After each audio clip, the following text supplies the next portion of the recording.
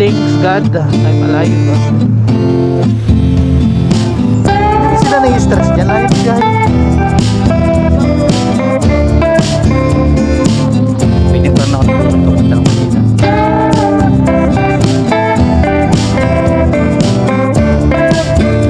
Layo-layo na nga namin nag-delivery kami pa lang.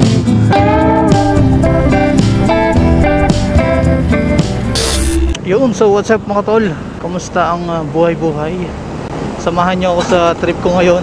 May nakuha akong booking dito sa Marikina, papunta ng Malbar, Batangas. Maglo-long ride tayo. As per Google Map, abutin ng 3 hours and 7 minutes yung biyahe. Kaka-pick up ko lang nitong item. Bale, ang item na dala natin ay goldfish.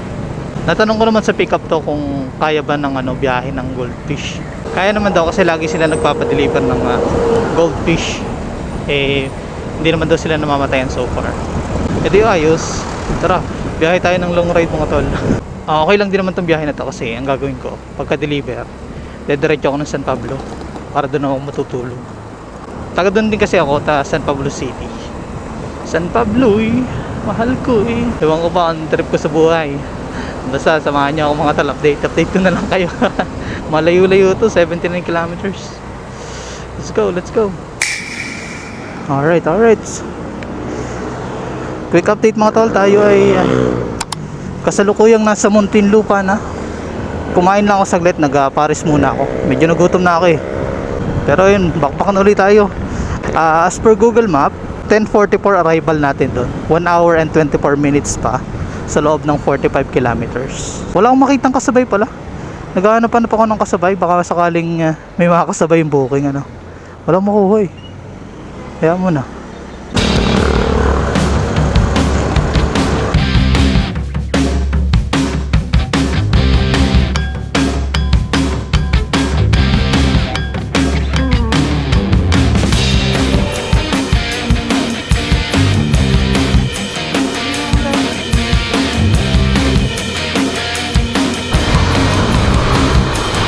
Sarap ng motor.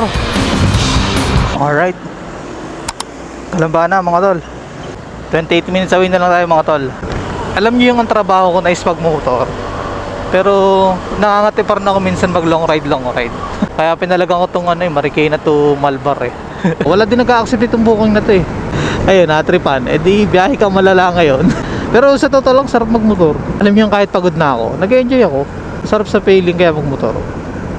Kaya thanks God, I'm alive kasi pag nagmumotor ako, pakiramdam ko, buhay ako Hindi yung pag wala akong ginagawa, feeling ko wala lang ako Wala lang, tao lang, ganun. Anyway, 23 minutes away na lang tayo sa drop off nito at umuulan na. Mukhang papakapote na naman tayo Hindi na ako magra-raincoat. Malapit na tayo Palag na to, palag. Palag lang ng palag. Let's go! Baliw. Maligayang pagdating sa lalawigan ng Batangas. Uy, Batangas na pala tayo. Welcome to Santo Tomas, Batangas. Dito tayo.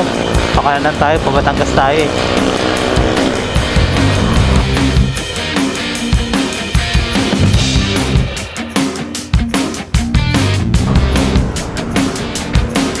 Alright, 1 minute away or 650 meters na lang mga tol sa wakas.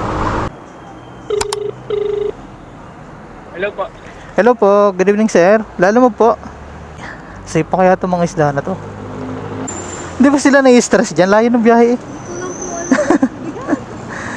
Baka mabagsak mama. Baka po silang stress. Kaya nga 800. Thank you ma'am. Hello sir. Hello po. Boss, na-iabot ko na po dun sa tao nyo po ata yun. Okay na. Nakita ko na sa CCTV ba? Okay, ang binigay po sa akin 800 sir. Okay na po. Okay lang po yan. Sige, thank you po sir Sige po, thank you. Apo. Alright. Na-complete na natin yung booking mga tol. Po? Bakit daw po kunin yung sukle?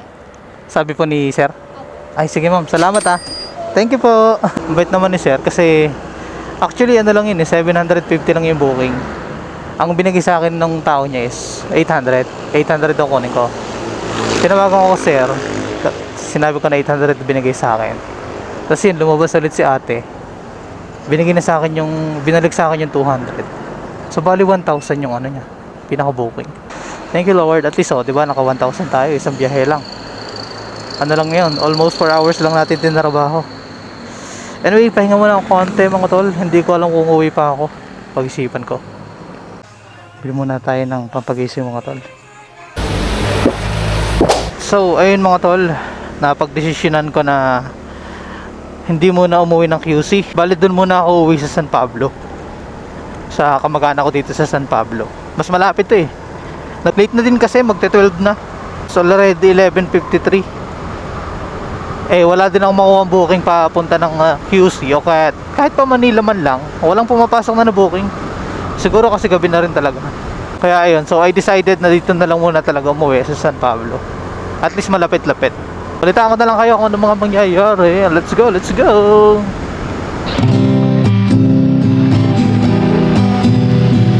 Pablo na mga tol, South Thailand. Later na adventure ko ngayon. Pablo, let's go!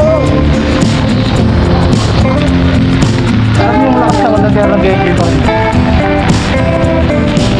Yung natin bago ko nakauwi sa Pablo. Kaya nag-experience ko. Wala makakabili sa akin dati.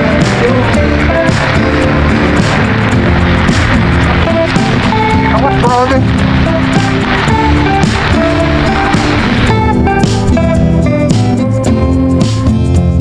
So ayun mga tol, dito pa rin tayo sa San Pablo City. Duman lang ako saglit dito kay Airpot bago bumiyahe. Sana may makuha tayong booking mula dito papuntang Manila, ano? Oras natin is 9:18 in the morning. So tingnan natin kung may makuha tayong booking, ano? So yung mga tol, magsisimula na akong gumapang pa Manila. Balik na tayo ulit sa Metro Manila. Anong oras na rin kasi? 9:30 na. Anong oras tayo makakauwi nito? Pagkasa muna tayo mga tol. Grabe dumi ng motor, oh. Putik-putik. May mga pumapasok na booking kaso nauunahan ako. We're currently at Santo Tomas, Batangas na mga tol. Wala tayo nakukuha na booking. Siguro isang factor din kaya wala akong makuha booking is wala akong lalabag. Kasi ang alam ko kapag ka nag-order ka ng lalabag o meron kang lalabag, i-activate yun sa account mo. So kapag may active na lalabag sa ano mo, sa account mo, mas madaming booking na papasok. Siguro isa yun sa dahilan kung bakit yung mga booking na pumapasok sa akin is pakunti-kunti lang. Baka may tumawag sa inyo na agent ni Lalamove, ma'am. Sabihin nyo na lang po wrong pin kayo. Pagka minamalas ka nga naman, ano? Yung nakuha natin booking, wrong pin pa si customer. Kakancel niya daw. Ay, naku. Wala, yun. Kinancel na yung booking. Hanap na naman tayo panibago nito.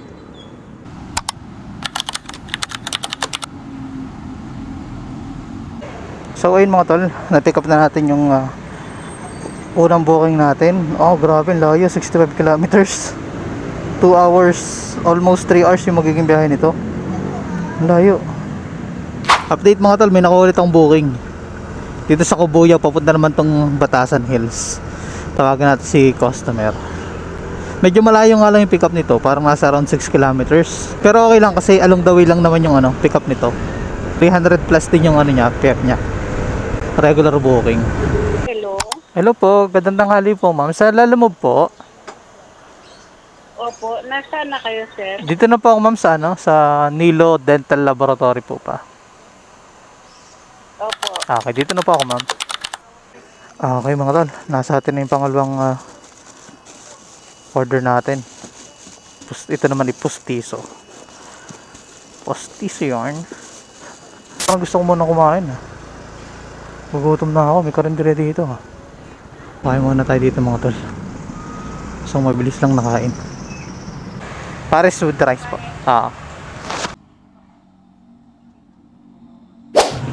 Alright. Nakakain na tayo mga tol. Babakbakin ko na to. As per Google Map, 2 hours and 46 minutes yung magiging biyahe natin. Time check, it's 1:05. Bahala na kung may makakasabay pa o wala. Gusto ko na makauwi. Gusto ko na magpahinga. Wala pa akong maayos na tulog. Parang nangyari sa akin doon sa San Pablo, midlip lang ako. Mag music na tayo kasi babakbak na tayo. Let's go. Alright, nasa Alabang na tayo mga tol. Sana naman hindi traffic dito sa service na road. Pero grabe, traffic ako doon sa ano eh, sa Santa Rosa tsaka San Pedro Muntinlupa, traffic. Ngunit matraffic. Naoras pa tayo ito makakarating. Wala, dapat pala talaga nag-antipolo. Doon kasi kahit paano may enjoy ko yung daan. Wala masyadong traffic doon, tapos maganda pa yung ambience. Next time doon ako dadaan. But for now, wala tayong magagawa. Tiis-tiis, nandito na tayo. Kaya bakbak lang, bakbak. Bakbak, palag lang na palagi. Sakit na ng ano ko, mga kamay ko. Nangangalay na, parang nagka-cramps na. Alright, nasa Marikina na mga tol. Dito na tayo dinaan ni Google Map. Mas malapit do dito eh, kaya ito na lang sinundan ko. Konti na lang, 8 kilometers na lang. Yo, finally naka-arrive din tayo, walang ka-traffic dito. Sobrang traffic, okay lang, malapit na. Pakitin ko na nga para mabilis, hindi nasagot eh. Lalamove po 334. Sige. So yung mga tol, na-complete na natin yung isang order natin. Kung hindi ako umakit, walang sasagot eh. Dito naman tayo sa isa. Malayo-layo pa din tong isang to. 13 kilometers. Sheesh, 44 minutes.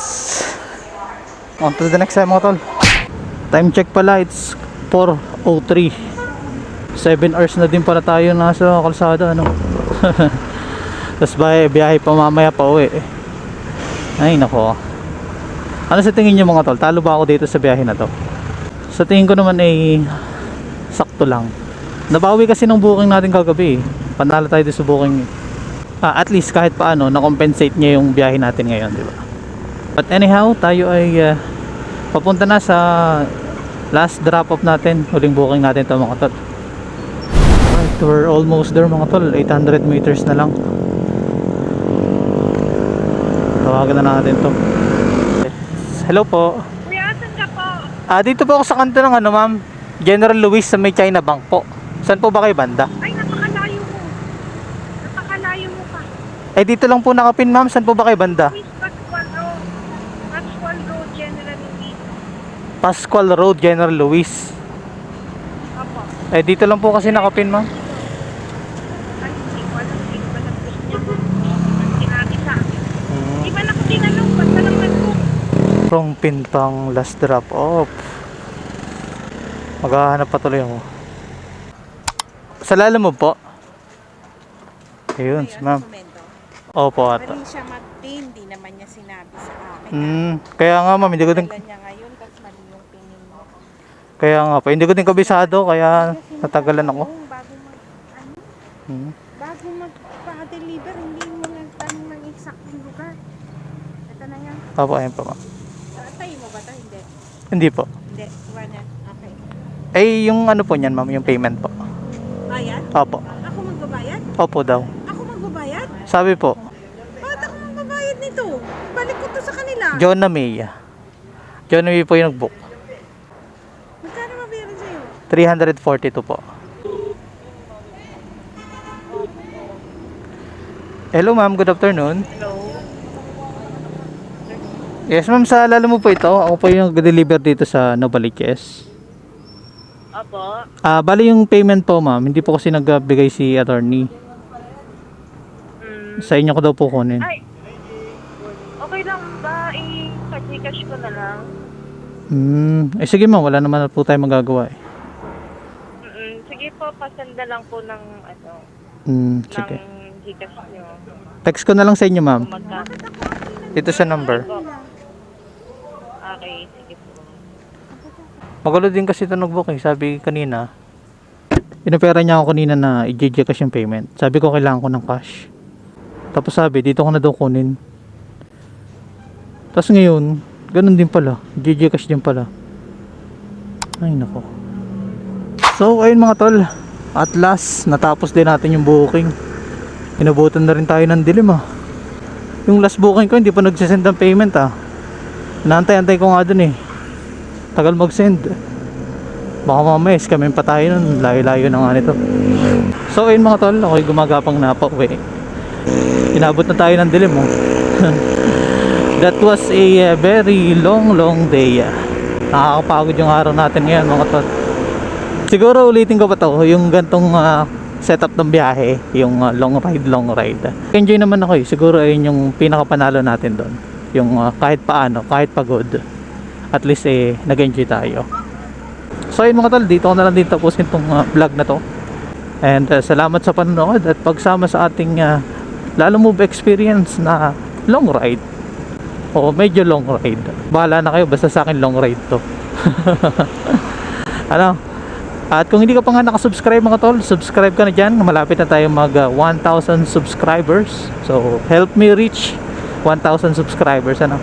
Gagapang pa ako ng 10 kilometers, another 30 minutes na biyahe na naman. Hanggang sa muli, palag lang ng palag. Ciao.